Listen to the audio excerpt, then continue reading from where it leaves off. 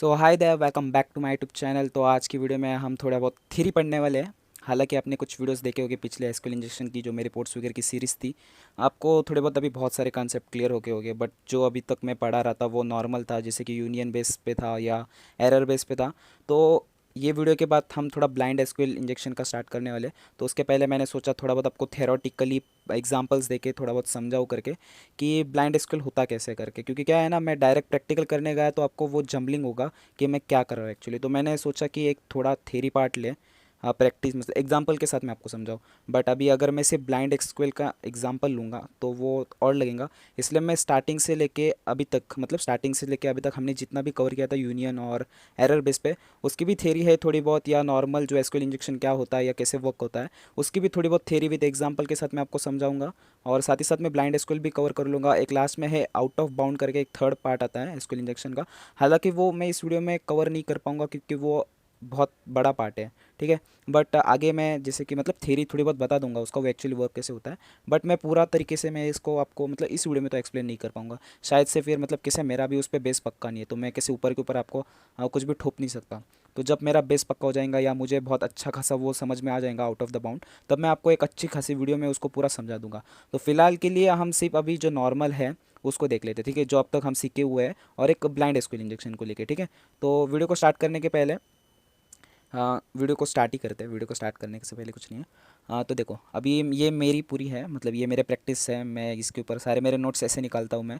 अगर तुम भी चाहते हो तो तुम भी ट्राई कर सकते हो। एक बेटर वे होता है, जैसे कि अगर तुम कुछ वीडियो देख रहे हो या कहीं पे कुछ आर्टिकल्स पढ़ रहे हो या व्हाट्स वेबसाइट पे सर्चिंग कर रहे हो और आपको कुछ एक इंपॉर्टेंट पॉइंट मिलता है, ठीक है, या आपको वो कंसेप्ट समझ में आती है, तो आप फिर नोटपैड नीचे से जस्ट ऐसे ओपन करके आप मेरे जैसे पूरा लिख के उसको समझ सकते हो। और कैसे होता है ना, साइड बाय साइड आप अगर लिखते भी जाओ तो वो कंसेप्ट आपको जो समझिए वो बेटर वे से समझ जाते हैं, ठीक है।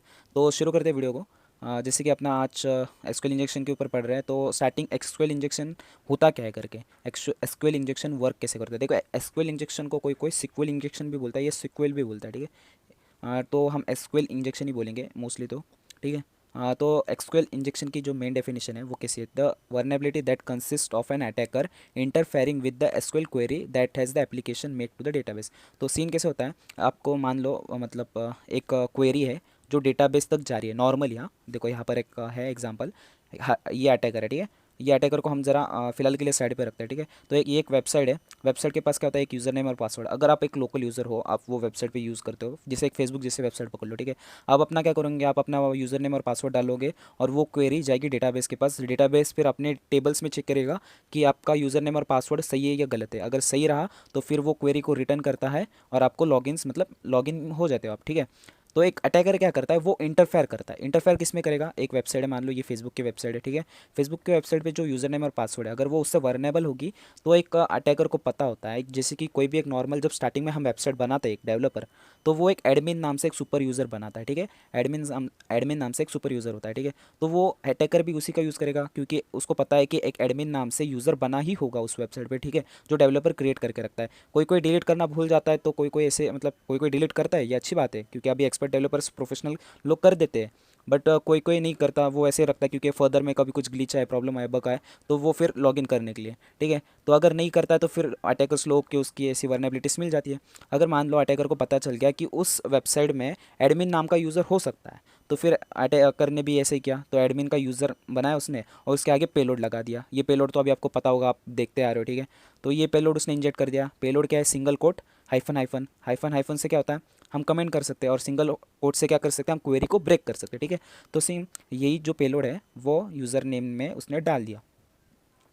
जब वो सिंगल को मतलब ये हाइफन हाइफन डालेगा तो पासवर्ड की ज़रूरत पड़ेगी क्या, नहीं पड़ेगी, क्योंकि जब यूज़र नेम के बाद का जितना भी सेंटेंस होगा वो सारा कमेंट आउट हो जाएगा, ठीक है। तो पासवर्ड डालो या ना डालो उसकी रिक्वायरमेंट नहीं होती है, ठीक है। क्वेरी ब्रेक हो चुकी है सिंगल कोट से ही, ठीक है। तो इसके बाद क्या है, डेटाबेस के अंदर फिर ये क्वेरी कैसे जाएगी, देखो ऐसे मतलब मैंने आपको दिखाया अभी क्वेरी कैसी होती है, ठीक है। Select star from user and user sorry select star from user where user name is equal to admin, ठीक है। और उसका पासवर्ड तो हमने दिया नहीं है, और उसी के साथ देखो ये जो आउटपुट है हैकर ने डाला था वो यहाँ पर भी आया है।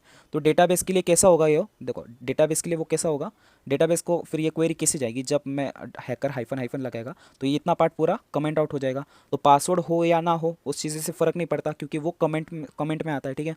तो फिर डेटाबेस को क्वेरी कुछ ऐसी दिखेंगी, देखो select star from user where user name is equal to admin, और फिर डेटाबेस क्या करेगा, वो एडमिन सिर्फ चेक करेगा अपनी टेबल में कि एडमिन नाम का यूज़र है क्या नहीं, और अगर है तो ठीक है, फिर वो लॉगिन कर देगा, मतलब वो क्वेरी रिटर्न कर देगा एडमिन यूज़र की, और अटैकर उसके थ्रू लॉगिन हो जाएगा क्योंकि उसने पासवर्ड पूछा नहीं है। देखो यहाँ पर एंड यहाँ पर देख रहे हो आप, यहाँ पर एक एंड स्टेटमेंट है। एंड स्टेटमेंट जैसे मैंने आपको कहा था पहले, एंड स्टेटमेंट का सीन कैसे होता है, उसकी एक साइड और दूसरी साइड दोनों ही ट्रू होनी चाहिए, तभी वो क्वेरी को वैलिड करता है। ठीक है, अगर उसकी एक साइड फॉल्स हो और एक साइड ट्रू हो तो वो क्वेरी को वैलिड नहीं करता। अगर इस कंडीशन में अगर और होता, ठीक है, तो वो फिर कर देता क्योंकि उसको कौन सी भी एक साइड ट्रू चाहिए होती। फिर ये स्टेटमेंट ऐसा नहीं होता, फिर स्टेटमेंट के आगे फिर 1 = 1 ऐसे लगाना पड़ता है। ठीक है, हालांकि वो इस चीज़ का पार्ट नहीं है, वो अलग अलग क्वेरी होती है। ठीक है, हर जगह एक ही क्वेरी नहीं डालते। ठीक है, तो ऐसे उसने इसको ब्रेक कर दिया। ठीक है, पूरी क्वेरी को। होप सो अभी आपको समझा होगा नॉर्मली एसक्यूएल इंजेक्शन कैसे वर्क करता है। ठीक है, इसके बहुत सारे एग्जांपल आप गूगल कर सकते हो। मेरा फिलहाल कंसेप्ट इसके ऊपर था, मुझे समझ गया एसक्यूएल इंजेक्शन क्या है। ठीक है, और आपको भी आई थिंक सो अभी अच्छे से समझा होगा। ठीक है, अभी नेक्स्ट आगे बढ़ते हैं। देखो अभी उसके इम्पैक्ट क्या होते हैं। अगर एक एसक्यूएल क्वेरी या सॉरी एसक्यूएल इंजेक्शन वर्नेबिलिटीज़ किसी वेबसाइट में हो तो उसके इम्पैक्ट कैसे पड़ते हैं। एक तो पर्सन अनऑथराइज एक्सेस ले सकता है किसी भी सेंसिटिव डेटा का। अगर मान लो मैं एक हैकर हूँ और तुम एक वैलिड यूज़र हो, ठीक है, तो मैं अगर तुम्हारी वेबसाइट को मतलब फेसबुक अकाउंट को हैक करता हूँ तुम्हारा नाम डाल के, हालांकि मुझे पासवर्ड पता नहीं है तुम्हारा, बट मैं यहाँ पर एडमिन की जगह तुम्हारा यूज़र नेम डालता हूँ और उसके आगे कुछ ऐसी क्वेरी डालता हूँ। ठीक है, तो फिर जब वो डेटाबेस के पास जाएंगे तो वो पासवर्ड तो पूछ ही नहीं रहा है, सिर्फ इतना पूछ रहा है कि वो यूज़र नेम तुम्हारे डेटाबेस में है क्या नहीं। तो डेटाबेस भी बोलेगा हाँ मेरे में है करके, तो वो क्वेरी को रिटर्न कर रहा है एज अ लॉगिन यूज़र करके। ठीक है, तो फिर जो हैकर है मतलब मैं जो हूँ, फिर वो तुम्हारे अकाउंट से लॉगिन कर पा रहा हूँ। ठीक है, तो जब मैं तुम्हारे अकाउंट से लॉगिन कर रहा हूँ तो मतलब मैं तुम्हारा सेंसिटिव डेटा को एक्सेस कर रहा हूँ ना, तुम्हारे कुछ फोटोज़ हो गए या कुछ तुम्हारे चैट्स हो गए, उन सारी चीज़ों को मैं एक्सेस कर पा रहा हूँ। उसके बाद आपको अगर CI पता होगा, CI स्टैंड वो एक्चुअली 3 पिलर्स है मेन साइबर सिक्योरिटी के। ठीक है, कॉन्फिडेंटिलिटी, इंटीग्रिटी, अवेबिलिटी। ठीक है, तो कॉन्फिडेंटिलिटी क्या होता है कि आप जो कनेक्शन बना रहे हो यूज़र और किसी चीज़ के बीच में, ठीक है, यूज़र और सर्वर के बीच में, वो एकदम इंक्रिप्टेड फॉर्मेट में होना चाहिए, किसी थर्ड पर्सन को वो एक्सेस नहीं होना चाहिए। अगर आप जानते हो तो अच्छी बात है। ठीक है, मैं बस छोटा छोटा पार्ट बताऊंगा, बड़े से नहीं समझाऊंगा। ठीक है, इंटीग्रिटी मतलब क्या होता है, जो अब डेटा है वो एकदम कैसे बताऊँ मैं अगर को अगर आप मतलब डेटा एक यूज़र से सर्वर तक जा रहा है तो वो शफल नहीं होना चाहिए, ना ही वो ऐसे इनकम्प्लीट होना चाहिए। जा रहा है तो पूरे फॉर्मेट में जाना चाहिए, प्रोटेक्ट हुआ हुआ जाना चाहिए। अगर मैं आपको जैसे मान लो एक जोमेटो वाला है, ठीक है, कॉन्फिडेंटिलिटी मतलब ऐसे समझ लो कि आप उससे कांटेक्ट कर रहे हो और कोई थर्ड पर्सन आपकी बातें सुन नहीं रहा है, आप सिर्फ वो जोमेटो वाले से ही बात कर रहे हो, कोई ऐसा थर्ड पर्सन सुनना नहीं चाहिए, ना ही सुनाई देना चाहिए। ठीक है, तो उसको कॉन्फिडेंटिलिटी बोली जाती है। ठीक है, कि आपकी बातें कोई सुन नहीं रहा है, आपकी पूरी कन्वर्सेशन है वो इनक्रिप्टेड फॉर्मेट में है। ठीक है, कोई थर्ड पर्सन नहीं सुन रहा है।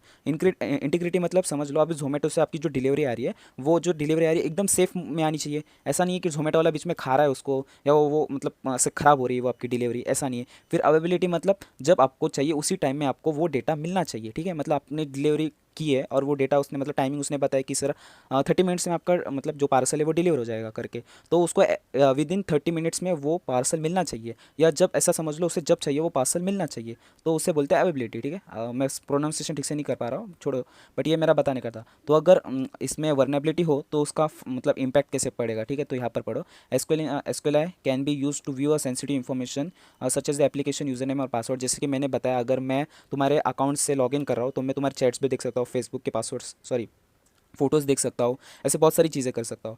अभी इंटीग्रिटी में क्या आता है, मैं तुम्हारे डेटा को जैसे कि मान लो डेटा को मैं अल्टर कर सकता हूँ। जैसे कि मान लो अगर तुम किसी से चैट कर रहे हो, तुम्हारी कोई फ्रेंड है, तुम उसके साथ अपनी सेटिंग करवाना चाहते हो। ठीक है, तो और मैं अगर तुम्हारे अकाउंट मेरे पास हो तो मैं कुछ ऐसे रैंडम कुछ वर्ड्स टाइप कर दूँ, जैसे ऐसे मिसलिनियस वर्ड समझ लो। ठीक है, कुछ बुरी बुरी बातें कर दूँ इसके साथ, तो वो क्या सोचेंगी भाई कि मतलब इसने तो पूरा लगा दिया कर, कैसी बातें कर रहा है करके ये, तो वो हो गया ना, मतलब तुम्हारा जो डेटा है उसके साथ मैंने छेड़खानी की है। एक तो मैं तुम्हारा डेटा उड़ा रहा हूँ, जैसे मैं तुम्हारे चैट से उड़ा दे रहा हूँ, या तो मैं कुछ भी चैट डाल दे रहा हूँ, है ऐसा हो गया ना, तो ये अल्टर हो गया, तो ये इंटीग्रिटी में आ गया। ठीक है, ये इसका पार्ट हो गया। और आते फिर अवेबिलिटी, मतलब जब तुमको लॉगिन होना है तब तुम लॉगिन ही हो नहीं पा रहे हो। ठीक है, तुम्हें लॉगिन होना है अभी, जस्ट तुम्हें देखना है कि फेसबुक पे क्या चल रहा है, किसने मैसेज किया किसने नहीं किया है, और तुम लॉगिन ही नहीं हो पा रहे हो। तो उसमें भी होता है ना, SQL injection use to delete a data from the database. मैं तुम्हारा अकाउंट ही डिलीट कर रहा हूँ, या तुम्हारा पासवर्ड चेंज कर रहा हूँ, या तुम्हारा जो चाहिए वो सब कुछ चैट्स डिलीट कर रहा हूँ, तो ये अवेबिलिटी में आता है। अवेबिलिटी, यार मेरे प्रोनाउंसिएशन नहीं कर पा रहा हूँ। ठीक है, तो होप सो अभी इतना समझा होगा इम्पैक्ट कैसे पड़ सकता है उसका। ठीक है, मैंने अच्छे 2 एग्जाम्पल के साथ बताया, लाइफ नहीं रियल लाइफ एग्जाम्पल। ठीक है, तो आगे चलते हैं। और दूसरा होता है एक remote code execution of operating system. देखो अभी ये तो आउट ऑफ बाउंड में आता है, बट मैं फिर भी आपको बता देता हूँ रिमोट कोड एग्जीक्यूशन मतलब कैसे होता है। आपने आगे बहुत से देखे होंगे कि लोग पेलोड बनाते हैं, पेलोड बनाते हैं, फिर वो कहीं पे इंजेक्ट करते, फ़ोन में इंजेक्ट करते और चाहते कि उसके फ़ोटोज़ हमें मिले, स्क्रीनशॉट मिले या उसकी एक्टिविटी पता चले। अभी आपको पेलोड से पता होगा यार, आप हैकर में हैकिंग फील्ड में आ रहे हो, ठीक है, तो पेलोड्स होते हैं। तो रिमोट कोड एग्जीक्यूशन भी ऐसा ही कुछ होता है। मैं अगर मुझे मान लो फेसबुक में कहीं पे कुछ क्वेरी मिल रही है, मतलब वर्नेबिलिटीज़ मिल रही है, और मैं वहाँ पर ही पेलोड अपलोड कर रहा हूँ, अपना पेलोड जो खुद ने मैंने बनाया वो पेलोड अपलोड कर रहा हूँ, और फिर मैंने उस पेलोड के थ्रू फेसबुक के डेटाबेस के अंदर जितनी भी डिटेल्स है जो नॉर्मली मैं वर्नेबिलिटी के थ्रू नहीं निकाल पा रहा, वो मैं पेलोड के थ्रू निकालूंगा। ऐसा सीन होता है, ठीक है। अभी फेसबुक का नाम ले रहा हूँ, कॉपीराइट ने ऐसा कुछ हो ना जाए, बट मैं आपको एग्जाम्पल के लिए बता रहा हूँ, ठीक है। तो ऐसा सीन होता है ये, और रिमोट कोड एग्जीक्यूशन वैसा वर्क करता है, ठीक है। और दूसरा होता है, मतलब दूसरा नहीं, इतना ही था, impact on the SQL injection OS top, ठीक है। अब ये चीज़ एक बहुत इंपॉर्टेंट है, impact of SQL injection OS top 10, ओसवेप या ओसवेप और टॉप 10 लिस्ट, ठीक है। अभी इसका मतलब क्या है, देखो जब से मतलब वर्नेबिलिटीज़ निकली है, जब से मतलब ये हैकिंग की फील्ड है, या ओ एस टॉप 10 आपको पता होगा, ओ एस टॉप 10 में क्या होता है कि टॉप 10 वर्नेबिलिटीज़ जो वेबसाइट में मिलती है या एप्लीकेशन कहीं पे भी जो मिलती है, वो सारी इसमें लिस्ट होते हैं, ठीक है। अगर आपको नहीं पता होगा तो आप गूगल कर लेना, तो आप बहुत इनकम्प्लीट नॉलेज के साथ चल रहे हो, ठीक है। ये आपको जानना ज़रूरी है, ओसवेप टॉप 10, ठीक है। ओसवेप टॉप 10 में क्या होता है, आपको टॉप के 10 वर्नेबिलिटीज़ लिस्ट होते हैं उसके अंदर, और सिखाए भी जाते हैं, ठीक है। उसके ऊपर सर्टिफिकेशन भी बहुत सारे होते हैं, ठीक है। तो वो जानना चाहिए। तो जब 2010 की जो ये थी ना, जैसे लिस्ट होते हैं ना, मैंने कहा कि वो टॉप 10 वर्नेबिलिटीज लिस्ट होते हैं। तो 2010 के रिजल्ट में, सर्वे में, जो इंजेक्शन है, एसक्यूएल इंजेक्शन नहीं बोलूँगा, एक्चुअली इंजेक्शन में बहुत सारे आते हैं, कमांड लाइन इंजेक्शन, फॉर जी, बहुत सारे आते हैं, ठीक है। तो इसमें इंजेक्शन A1 मतलब सबसे ज़्यादा इम्पैक्ट देने वाला इम्पैक्ट, ठीक है, मतलब सबसे ज़्यादा हार्मफुल या सबसे ज़्यादा मिलने वाला वर्नेबिलिटी, ऐसा समझ लो। तो ये 2010 के लिस्ट में ये A1 नंबर पे था, मतलब सबसे टॉप पे, ठीक है।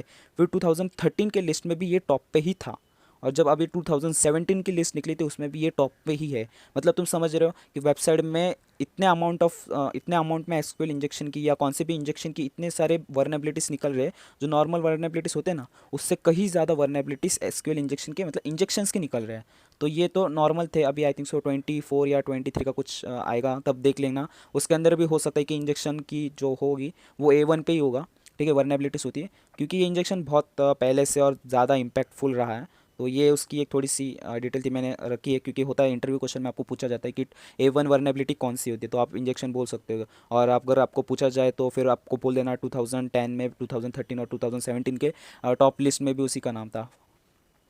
अभी चलते टाइप्स ऑफ एसक्यूएल इंजेक्शन, जैसे कि मैंने पहले वीडियो में डाला था प्रेजेंटेशन में, मैं फिर भी यहाँ पर बता रहा हूँ। एक होता है इन बैंड, ठीक है, जो क्लासिक बोलते हैं, उसे क्लासिक भी बोला जाता है वो, बट इन बैंड होता है, ठीक है। इन बैंड के ऊपर मैं अगर आपको पता हो इन बैंड कैसे काम करता है, तो यहाँ पर मैंने एक्चुअली उसके नीचे लिख के रखा है, ठीक है। तो देखो यहाँ पर invent, it occur when the attacker use the same communication channel to both the launch and attack and gather the results of the attacker, ठीक है। अभी आपको मुझे पता है, आपको समझा नहीं होगा। देखो एक वेबसाइट है, जैसे कि अपनी पोर्ट्सफिगर वेबसाइट थी, हम उसी के ऊपर अपना पेलोड डाल रहे थे और हमारा आउटपुट भी वहीं पे आ रहा था, मतलब वो सेम चैनल पे हम कम्युनिकेशन कर रहे हैं ना, ठीक है। हम अपना जो भी अटैक है सेम वहीं पे लॉन्च कर रहे हैं और इन्फॉर्मेशन भी वहीं से गैदर कर रहे हैं, तो वो हो गया सेम चैनल पे कम्युनिकेशन, इनबाउंड ट्रैफिक, ठीक है, सॉरी इनबाउंड ट्रैफिक ही बोल रहा हूँ, इनबाउंड एसक्यूएल इंजेक्शन, ठीक है।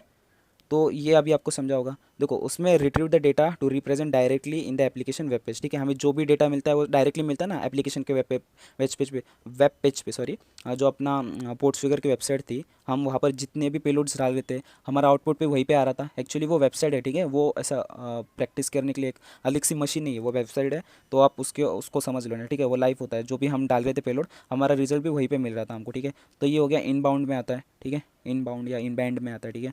उसके अंदर अभी दो टाइप से, एक एरर बेस होता है और दूसरा है यूनियन बेस। तो अभी एरर बेस और यूनियन बेस मैंने बताया आपको, फिर भी मैं थेरोटिकली आपको बता रहा हूँ, इन्फॉर्मेशन दे रहा हूँ। देखो एरर बेस में क्या होता है, it shows the error if if your input is wrong, ठीक है, ये बराबर है। जैसे कि एरर मैंने आपको बताया था, हम जब सिंगल कोड डालते हैं और जब क्वेरी को ब्रेक करते हैं तो वो हमें एरर देता है, क्योंकि देखो सिंगल कोड से क्या होता है, क्वेरी ब्रेक हो गई, बट हमने हाइफन हाइफन नहीं लगाया, हाइफन हाइफन लगाते तो उसके पीछे का पूरा पार्ट कमेंट आउट हो जाता, तो जिससे एरर जनरेट नहीं होता है। बट हमने क्या लगाया, सिंगल कोड लगाया, जिससे क्वेरी ब्रेक हो चुकी है। देखो यहाँ पर एग्जांपल, ये एक यूआरएल है और मैंने इसमें देखो आईडी की जगह आईडी नंबर हटा के, जैसे यहाँ पर 1 2 3 आपको पता होगा आईडी नंबर होते हैं, तो मैंने आईडी नंबर हटा के वहाँ पर 1 लगा दिया है, सॉरी आईडी नंबर हटा के वहाँ पर सिंगल कोट लगा दिया है, जिससे क्या हो गया, एक एरर जनरेट हो गया। और क्वेरी में वो कैसे जाएगा, क्वेरी भी मैंने यहाँ पर दी है, देखो select star from accounts where user, देखो अभी मैंने यहाँ पर डाली है कुछ सिंगल कोड डाला था यूज़र नेम और पासवर्ड्स में, तो ये क्वेरी कुछ ऐसे जाएगी। और मैंने यहाँ पर ऐसे अभी हाइफन हाइफन लगाया नहीं है, तो ये पीछे का पार्ट कमेंट होगा क्या, नहीं होगा। तो फिर ये एक क्वेरी ब्रेक हो गई और कुछ हुआ भी नहीं, मतलब कमेंट भी नहीं था, तो फिर उसने एरर थ्रू किया। अगर आपने देखी होगी पिछली वीडियोस में, तो हमें एरर आते थे। अभी मुझे लाइव मतलब कुछ एग्जांपल्स नहीं दिखा पा रहा हूँ मैं, क्योंकि फिर गूगल खोलना पड़ेगा और वहाँ पर सर्फिंग करनी पड़ेगी, तो उसमें बहुत टाइम जाएगा। बट मैं आपको ऐसे समझा रहा हूँ कि सिंगल कोट से क्वेरी को हमने ब्रेक किया, तो वहाँ पर एक एरर जनरेट हुआ ना कि इनवैलिड सिंटेक्स करके ऐसे कुछ एरर होगा, इनवैलिड सिंटेक्स। या कभी कभार हमें क्या होता है, सर्वर का नेम या वर्जन का नेम भी शो करता है। जैसे कि अगर मान लो मैंने कुछ ऐसे डाला और वो फिर शो क्या करेंगे हमको, कि अपाचे सर्वर के अंदर ये मतलब कमांड ऐसे एग्जीक्यूट नहीं करती है करके आप कुछ मिस्टेक कर रहे हो। या फिर वर्जन डालेगा कि अपाचे 1.1.2 ऐसे कुछ, तो कि इसके अंदर ये कमांड एग्जीक्यूट नहीं होती, आप कुछ तो इनवैलिड डाल रहे हो, इनवैलिड सिंटेक्स डाल रहे हो। तो ऐसे कभी कभी हमें सर्वर का नेम भी पता चल जाता है। वो सारी काम की चीज़ें कि अगर मान लो आपको स्टार्टिंग में सर्वर का नेम पता चल गया कि अपाचे सर्वर है या ओरेकल सर्वर है, जैसे कि आप देख रहे होगे कि हम जब ओरेकल सॉल्व कर रहे थे तब हमको दिक्कतें आ रही थी, ठीक है, हमें कमांड्स पता नहीं थे, हालांकि चीट शीट से हम देख के कर रहे थे। बट इनकेस आपको अगर पता नहीं होगा कि सामने ओरेकल यूज़ कर रहा है, अपाचे यूज़ कर रहा है, या कुछ माई एसक्यूएल करके यूज़ कर रहा है, तो इस केस में आपको प्रॉब्लम हो सकती है। और वर्जन का क्या होता है, वर्जन सबसे ज़्यादा इंपॉर्टेंट होता है। मान लो अगर वर्जन बहुत पुराना है, जैसे कि अभी 1.2 पॉइंट ऐसे कुछ तो चल रहा होगा, बट अगर वर्जन 0.1 पॉइंट ऐसे 8 रहा, कुछ ऐसा रहा, तो भाई वो वर्नेबिलिटी के मतलब वर्नेबिलिटीज हो सकती है उसके अंदर, उसके ऊपर एक्सप्लॉइट बने रहते हैं, ठीक है। तो हमें सिंपली क्या करना है, वो जो है वर्जन नेम मतलब सर्वर का नाम और उसका वर्जन है ना, उसको सिंपली कॉपी करना है, गूगल करना है और उसके आगे सिर्फ एक्सप्लॉइट करके लिखना है। तो एक्सप्लॉइट करके लिखने से क्या होता है ना, उसकी जो मतलब उस सर्वर के वर्जन के लिए जो एक्सप्लॉइट बने हुए रहते हैं, रैपिड 7 करके एक वेबसाइट होती है, ठीक है, उसके ऊपर एक्सप्लॉइट बने हुए रहते हैं, ठीक है। तो आप सिंपली जाके उसके थ्रू आप पूरा सर्वर ही एक्सप्लॉइट कर सकते हो, ठीक है। तो होप सो अभी समझ रहा होगा मैं क्या क्या बताना चाहता हूँ। तो ये हो गया एरर बेस। अभी यूनियन बेस क्या होता है भाई, यूनियन बेस तो अपना सबसे ज़्यादा फेवरेट था, हमने तो इसके ऊपर इतने सारे प्रैक्टिकल्स किए। अभी तो मुझे लगता है कि आप खुद बोल दोगे, कमांड मतलब जो क्वेरी है खुद बता दोगे यूनियन की क्या होती है, ठीक है।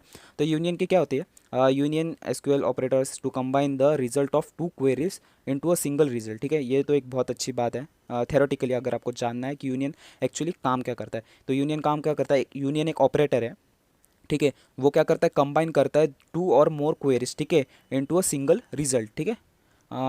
It it help us to join two different queries to retrieve password from a different tables, ठीक है। ये तो हम सॉल्व कर रहे थे, ये तो मैंने अपने खुद से डाला है, ठीक है। तो ये क्या होता है, जैसे देखो यूज़र नेम और पासवर्ड ये अलग टेबल में है और हम किसी अलग टेबल में हैं, ठीक है। तो अगर हमें दो टेबल्स को ज्वाइन करना है, तो यूनियन ऑपरेशन के थ्रू हम दो टेबल को ज्वाइन करके उनका जो रिजल्ट है, आउटपुट है, जैसे कि यूज़र नेम और पासवर्ड हम रिट्रीव कर रहे थे अभी तक। यूज़र नेम जैसे देखो यहाँ पर मैंने एक एग्जांपल दिया हुआ है, ये यूआरएल है वेबसाइट का, ठीक है। उसके आगे मैंने ID is equal to single quote के साथ union select user name comma password from accounts hyphen hyphen लगा रहा हूँ। तो ये अकाउंट्स एक अलग टेबल है ना, और हम पहले किसी और टेबल में होते थे, तो मैं किसी और टेबल से ये दो चीज़ें रिट्रीव कर रहा हूँ। तो मुझे यूनियन का ऑपरेटर की हेल्प लेनी पड़ेगी ना, यूनियन ऑपरेटर ही हेल्प करता है हमें दो क्वेरीज को ज्वाइन करने के लिए या दो टेबल्स को ज्वाइन करने के लिए, मतलब क्वेरी मतलब वही होगी ना। तो ठीक है, और ये यूनियन बेस होता है, ठीक है। तो फिर हमें देखो एडमिनिस्ट्रेटर और पासवर्ड मिलते थे, अगर आपको याद होगा अच्छे से। तो देखो ये एक हो गया, तो ये यूनियन बेस था और एरर बेस था। होप सो अभी दोनों समझे होते हैं। अब समझते हैं ब्लाइंड बेस, ठीक है। यहाँ पर थोड़ा नीचे आते हैं, देखो ये है ब्लाइंड बेस, ठीक है। इसको अभी इन्फेरेंटल ऐसे भी कुछ बोला जाता है, बट ये ब्लाइंड बेस हम यही बोलेंगे, ठीक है। तो ब्लाइंड बेस में क्या होता है, देखो ब्लाइंड बेस अभी हम जो अभी बोल रहे हैं डिफ़िकल्ट है। मैं डिफ़िकल्ट है क्यों बोल रहा हूँ, क्योंकि देखो इसमें सारी चीज़ें आती है, बट वो शो नहीं होती है, ये होता है प्रॉब्लम। अभी हमें अभी तक एरर दिख रहा था यूनियन में, हम यूनियन कमांड सीधा गेट मेथड के थ्रू मतलब यूआरएल में डाल के हमें सारी चीज़ें रिट्रीव हो रही थी। बट इसमें सीन कैसे होता है ना, इसमें एक्चुअली वो दिखती नहीं है कि जैसे ये वर्नेबिलिटी है का करके, ये ब्लाइंड होती है, बट वर्नेबिलिटी होती है उसमें, ठीक है। तो अगर हमें फिर कैसे होता है ना, वो इसमें मतलब जो बुलियन है वो रियल लाइफ में मतलब अगर वर्नेबिलिटीज होती है। एक्चुअली देखो अभी एरर बेस और यूनियन बेस वर्नेबिलिटी तो ज़्यादा वेबसाइट पे मिलेंगी नहीं, क्योंकि टेक्नोलॉजी वक्त के साथ बहुत आगे बढ़ चुकी है, ठीक है। अभी 2023 चल रहा है भाई, ठीक है। तो भाई टेक्नोलॉजी बहुत आगे बढ़ चुकी है, लोगों ने अपने चीज़ें सुधारना चालू की है। तो ब्लाइंड बेस एसक्यूएल इंजेक्शन ही ऐसा है जो हो सकता है कहीं से गलती से रह गया किसी के पास से, तो जो हैकर होते हैं या फिर बग बाउंटी पेनिट्रेशन टेस्टर्स होते हैं वो उसे ढूंढ लेते हैं। बट अभी यूनियन बेस और एरर बेस भाई ये छोटी छोटी बच्चों की चीज़ें होगी, आप भी जब सीख रहे होगे तो आपको ईजिली समझा होगा, क्योंकि वो बहुत ईजी होता है, ठीक है। तो बट अभी ये जो ब्लाइंड है वो इजीली मिलता नहीं है, मिलता होता भी है तो हमें समझ में नहीं आता कि हमें ढूंढना कहाँ है करके। तो उसे ढूंढने के लिए ना हम क्या करते हैं, अगर हमें जानना है कि उसके अंदर वर्नेबिलिटीज़ है क्या नहीं, तो हम ना सर्वर के साथ खेलते रहते हैं ट्रू और फॉल्स स्टेटमेंट में, ठीक है। तो मैं क्वेश्चन मतलब सर्वर को कुछ ऐसे क्वेश्चन पूछूंगा जो ट्रू और फॉल्स बेस होगी। जैसे कि मान लो मैं सर्वर को पूछ रहा हूँ कि आपके पास यूज़र नेम एडमिनिस्ट्रेटर है, उसका पासवर्ड यू से स्टार्ट होता है क्या नहीं, ये ट्रू और फॉल्स में मुझे बताओ। तो मैं पहले ट्रू वैल्यू डालूंगा। अगर उसका रिफ्लेक्शन आया, मतलब सर्वर से मतलब सॉरी वेबसाइट ने रिस्पॉन्स दिया विदाउट किसी एरर का, तो फिर समझ लेना कि हाँ भाई उसका जो एडमिनिस्ट्रेटर है उसका जो पासवर्ड है उसका फर्स्ट लेटर यू है करके। होप सो अभी समझ रहा होगा, नहीं समझ रहा होगा। यहाँ पर एक क्वेश्चन है, हम उसके थ्रू जाते हैं, ठीक है। ज़्यादा डिफिकल्ट नहीं बनाएंगे, मैं जो है यहाँ ठीक है। देखो यहाँ पर अभी मैंने एक यूआरएल लिया है, उसकी आईडी मैंने 1 डाली है, ठीक है। तो बैक एंड क्वेरी भी ऐसी होगी ना, select title from product where ID is equal to 1, ये तो बैक एंड क्वेरी हो गई, ठीक है। पहले मैं फॉल्स स्टेटमेंट के साथ शुरू करता हूँ, ठीक है, फॉल्स पेलोड के साथ, ठीक है। अभी मान लो मैं आपको पहले से सिखा रहा था 1 इज इक्वल टू 1 ट्रू होता है और 0 इज इक्वल टू 0 ये भी ट्रू होता है, बट 1 इज इक्वल टू 0 और 0 इज इक्वल टू 1 ये हमेशा फॉल्स ही होगा। देखो तो यहाँ पर मैंने फॉल्स स्टेटमेंट ही डाला हुआ है, जैसे कि 1 इज इक्वल टू 2, ये छोटा बच्चा भी बता देगा कि ये 1 इक्वल टू 2 कभी मतलब ट्रू है ही नहीं करके, ये सही है ही नहीं। तो 1 इक्वल टू 2 ये फॉल्स स्टेटमेंट है ना। तो देखो यहाँ पर मैंने एंड स्टेटमेंट लगाया। एंड स्टेटमेंट का सीन क्या होता है कि दोनों साइड ट्रू ही होने चाहिए। अभी देखो ये साइड तो ट्रू है, I D is equal to 1 है, ये साइड तो ट्रू है, ठीक है, ये तो ओरिजिनल यूआरएल है। बट उसी के साथ मैंने एंड स्टेटमेंट लगा के क्या पूछा उसको कि ये भी साइड ट्रू है क्या, तो ये साइड ट्रू नहीं है। तो वो मतलब क्वेरी कैसे होगी फिर, where I D is equal to 1 and 1 equal to 2, तो ये तो फॉल हो गया। तो इसमें आप बताओ कि हमें वेबसाइट रिस्पॉन्स देंगी क्या, तो ऑब्वियसली बात है वेबसाइट हमें रिस्पॉन्स नहीं देगी, ठीक है। फिर हम अभी फिर से ट्राई करेंगे कि ट्रू स्टेटमेंट के साथ कि 1 इक्वल टू 1 रखेंगे इस बार। तो अगर 1 इक्वल टू 1 रखेंगे तो बैक एंड क्वेरी भी कुछ ऐसी क्रिएट होगी, I D is equal to 1 and 1 equal to 1, इसमें दोनों साइड ट्रू है, ठीक है, आप देख सकते हैं दोनों साइड ट्रू है। ऑब्वियसली इसमें फिर हमें वेबसाइट रिस्पांस देंगी।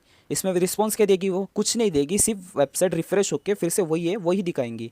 मैं जब आपको आप इसके प्रैक्टिकल सॉल्व करवाऊंगा तब मैं आपको दिखाऊंगा करके, ठीक है, वो कैसे दिख रहा है करके।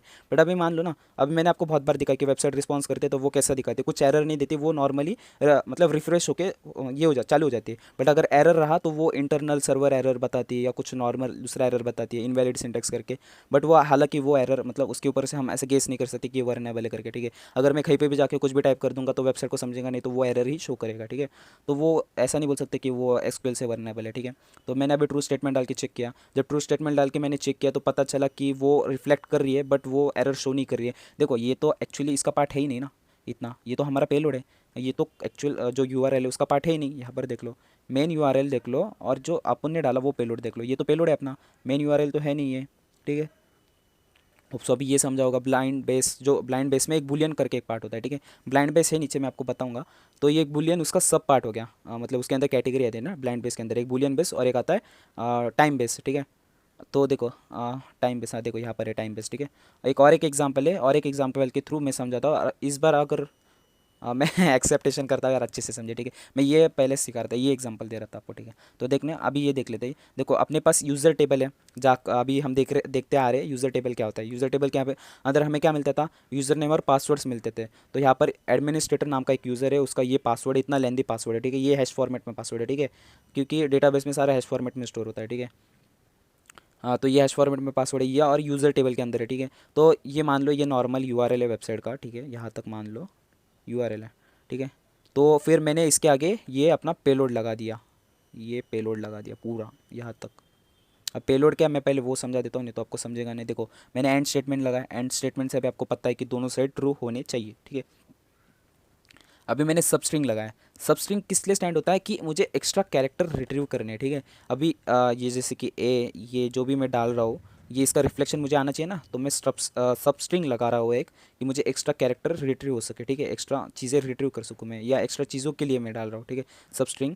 फिर ये डबल ब्रैकेट ओपन किए, फिर डबल ब्रैकेट ओपन किए किस लिए वो भी मैं बताऊँगा आपको। देखो सिलेक्ट क्या चाहिए मुझे, पासवर्ड चाहिए, किस में से चाहिए, फ्रॉम यूज़र्स टेबल से, ठीक है।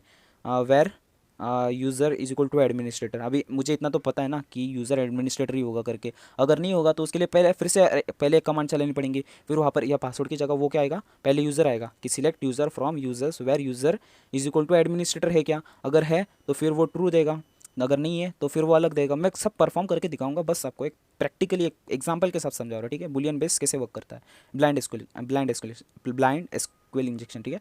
तो सिलेक्ट पासवर्ड, अभी मुझे पासवर्ड चाहिए ना सिर्फ, तो select password from user where user name user name तो मुझे पता चल गया कि अभी एडमिनिस्ट्रेटर है, ठीक है। तो यहाँ पर देखो मैंने 1,1 लगाया। अभी 1,1 किस लिए मैं वो बताता हूँ। देखो फर्स्ट, जैसे कि मुझे पासवर्ड का फर्स्ट ये चेक करना है, ये फर्स्ट, ठीक है, फर्स्ट वर्ड, ठीक है, इसलिए मैंने 1 लगाया।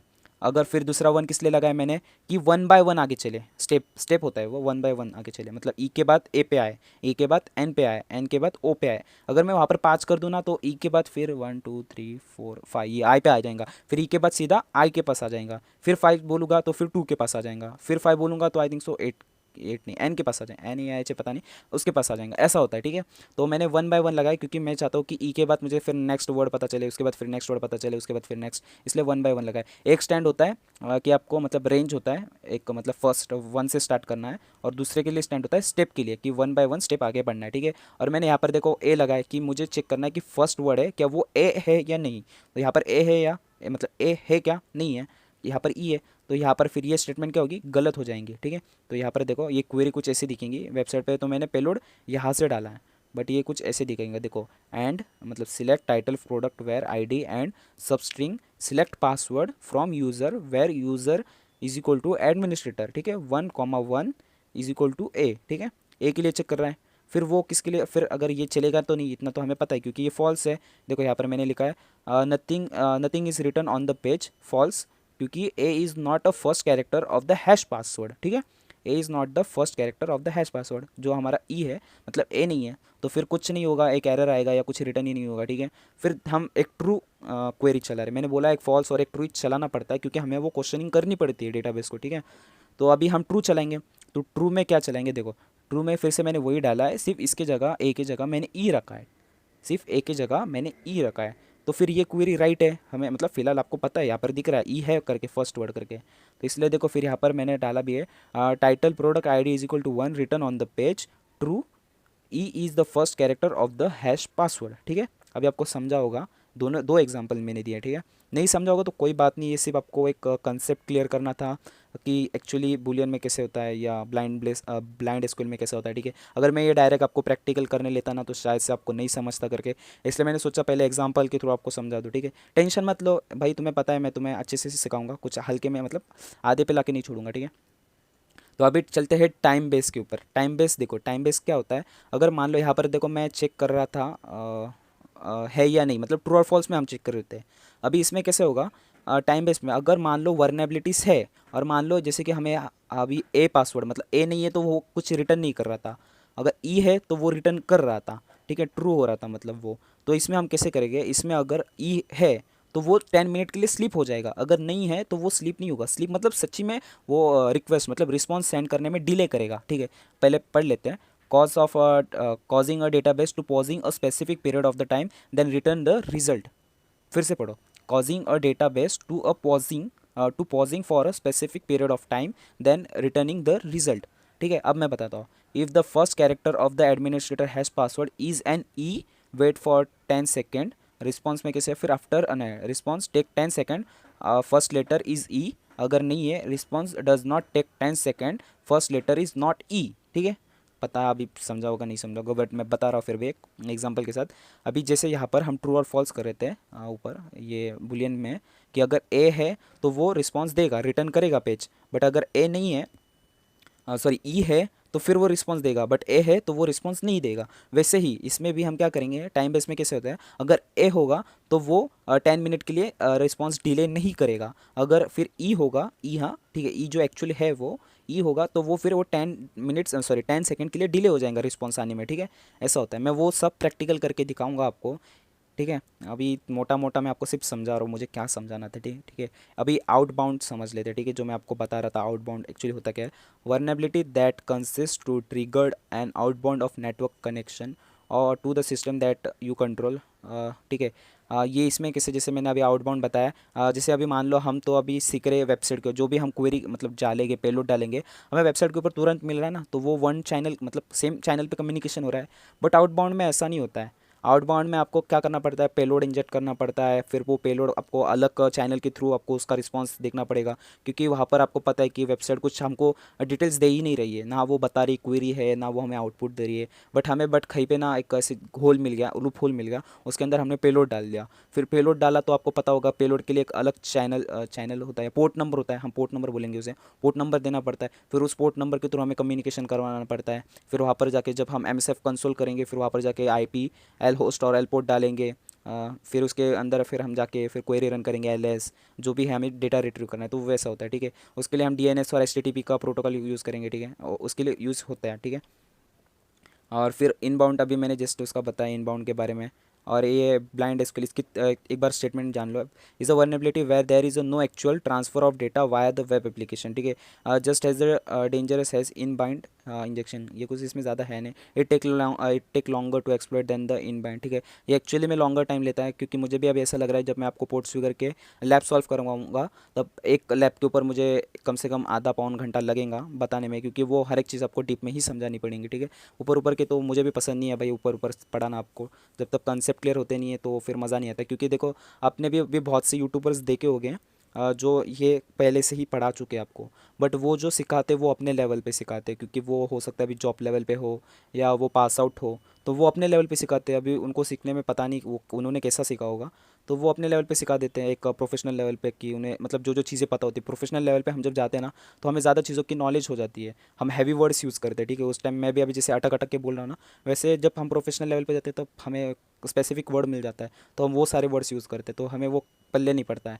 अभी मैं भी एक स्टूडेंट हूँ, तुम भी स्टूडेंट हो, पढ़ रहे हो, तो हमें कैसे हमें पता है कि हमें भाई एकदम बेसिक से सब पढ़ना पड़ता है या समझना पड़ता है, इसलिए मुझे भी पता है, तो मैं ग्राउंड लेवल से तुम्हें सिखाऊंगा। ठीक है, अभी आगे थोड़ा बढ़ता है, आगे थोड़ी थेरी है, हालांकि वो इसके रिलेटेड नहीं है, बस एसक्यूएल इंजेक्शन के रिलेटेड। ठीक है, जस्ट वो बता देता हूँ वो भी। देखो, अभी जैसे कि एक SQL injection depends on the pre क्या है ये प्री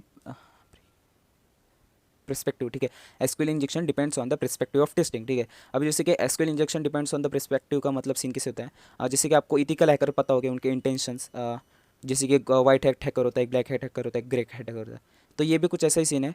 वाइट बॉक्स टेस्टिंग और एक ब्लैक बॉक्स टेस्टिंग होती है। ब्लैक बॉक्स टेस्टिंग मतलब मान लो बग बाउंटी जैसा होता है। बग बाउंटी या एक हैकर समझ लो। हैकर को जैसे देखो, अगर किसी ऑर्गेनाइजेशन को हैक करना है या किसी वेबसाइट को हैक करना है, तो उसको जितनी भी इंफॉर्मेशन गेन करनी होती है, वो या मतलब ओपन सोर्स जैसे कि गूगल पे अवेलेबल है या कहीं पे अवेलेबल है, तो वो ओपन सोर्स जितनी भी इंफॉर्मेशन है वो वहीं से वो सारी इंफॉर्मेशन कलेक्ट करता है, फिर हैक करता है। बट जो वाइट हैट हैकर होते हैं, जिन्हें हम पेनिट्रेशन टेस्टर बोलते हैं, वो तो कैसे ऑर्गेनाइजेशन के थ्रू करते हैं ना, तो उनके पास सारे रिसोर्सेस होते हैं, सोर्स कोड होते हैं, एक एप्लीकेशन को जिसको उन्हें हैक करना है या जो भी टेस्टिंग करनी है। ठीक है, वो सारी चीज़ें उनको ऑर्गेनाइजेशन प्रोवाइड करता है, तो इसमें भी वैसा ही होता है। एक ब्लैक बॉक्स में मतलब तुम्हें क्या होता है, एक मेन URL है वेबसाइट का, तुम्हें जो करना है उसी पे करना है। ठीक है, जैसे कि मैं बता दूँ, अभी पोर्ट्सफिगर वेबसाइट ही पकड़ लो, पोर्ट्सफिगर वेबसाइट है, तो तुम्हें सिर्फ इतना पता है ना, वो पोर्ट्सफिगर वेबसाइट, उसकी URL पे जाओ, फिर यहाँ वहाँ चीज़ें वो सारी तुम्हें ढूंढनी है।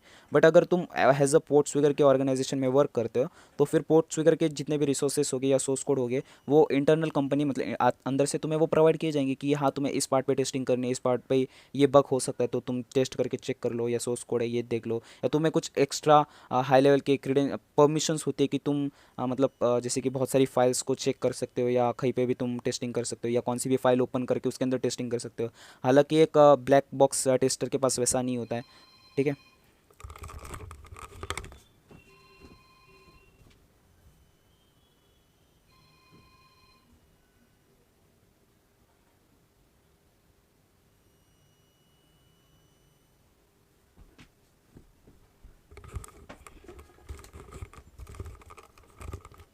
ठीक है, तो ये सारी चीज़ें ब्लैक बॉक्स के हाथ में नहीं होती। तो वाइट अभी समझा होगा अभी ब्लैक बॉक्स टेस्टिंग और वाइट बॉक्स टेस्टिंग क्या होती है। ठीक है, अभी देखो यहाँ पर उसी से मैंने रिलेटेड कुछ पॉइंट्स लिखे हुए हैं। जैसे कि देखो, मैपिंग ऑल द एप्लीकेशन, एक वाइट बॉक्स टेस्टिंग मतलब जो वाइट बॉक्स ऐसे समझ लो, हैकर समझ वही समझ लो। ठीक है, वाइट बॉक्स हैकर, तो उसको क्या करना पड़ता है, अगर तुम्हें एक वेबसाइट मिली है तो उसे हर एक चीज़ को पहले चेक करना पड़ेगा। जैसे कि अगर मान लो पोर्ट्सफिगर की वेबसाइट है, जैसे वहाँ पर एक होम था, माई अकाउंट था, ऐसी बहुत सारी मतलब उसे हर एक पेज के डिटेल्स में जाना पड़ता है, ठीक है। वो तो करना ही पड़ता है किसी भी हैकर को या नॉर्मली किसी को भी। तो उसको हर एक चीज़ को एक डिटेल में चेक करना पड़ता है। फिर फजिंग करनी पड़ती है। फजिंग मतलब जैसे कि ये देखो, आपको पेलोड्स डालने पड़ेंगे या कुछ ऐसे नॉर्मल चीज़ें एनोनमसली कुछ एक्टिविटी परफॉर्म करनी पड़ेंगी, ठीक है। कुछ गड़बड़ है या नहीं है करके देखने के लिए तो फजिंग करना पड़ता है पूरे एप्लीकेशन को। तो यही सारे इसके अंदर की पॉइंट्स लिखे हुए हैं, आप पढ़ सकते हो चाहिए तो। ये अभी मैं सारा बताते नहीं बैठूंगा, ठीक है। और फिर वाइट बॉक्स में वही होता है, देखो आप enable to web server login, ठीक है। आपके पास परमिशंस होती है, आपके पास क्रेडेंशियल्स होते हैं, प्रिविलेजेस होते हैं, कुछ भी समझ लो, ठीक है। वो होता है। फिर आप इन्हें डेटाबेस को लॉगिन कर सकते हो चाहे तो, बट अगर एक हैकर है तो मतलब ब्लैक बॉक्स ये सब कर सकता है क्या? नहीं कर सकता, ठीक है। स्टार्टिंग में जब वो आगे आगे जाके जब उसको सारे क्रेडेंशियल्स मिल जाएंगे तब जाके वो शायद कर सकता है, बट अभी के लिए वो नहीं कर पाएगा, ठीक है। तो ये सारे वाइट बॉक्स वालों के पास होता है लॉगिन्स ये सब, उन्हें जो पहले से ही दी जाती है ऑर्गेनाइजेशन के थ्रू, बस इतना फ़र्क होता है।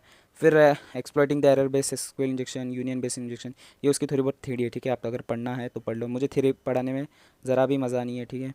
थ्योरी आप खुद पढ़ लेना।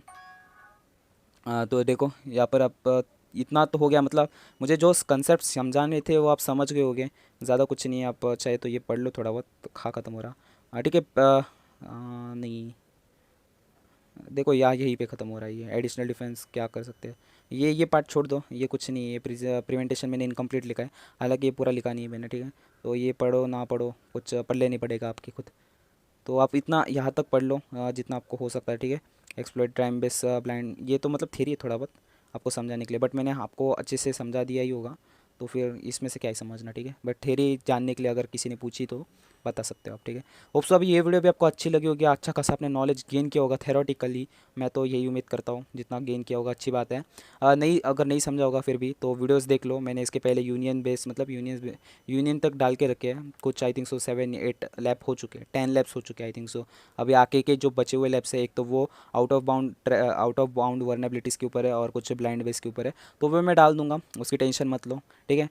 तो मिलते हैं अगली वीडियो में, तब तक के लिए टाटा बाय बाय।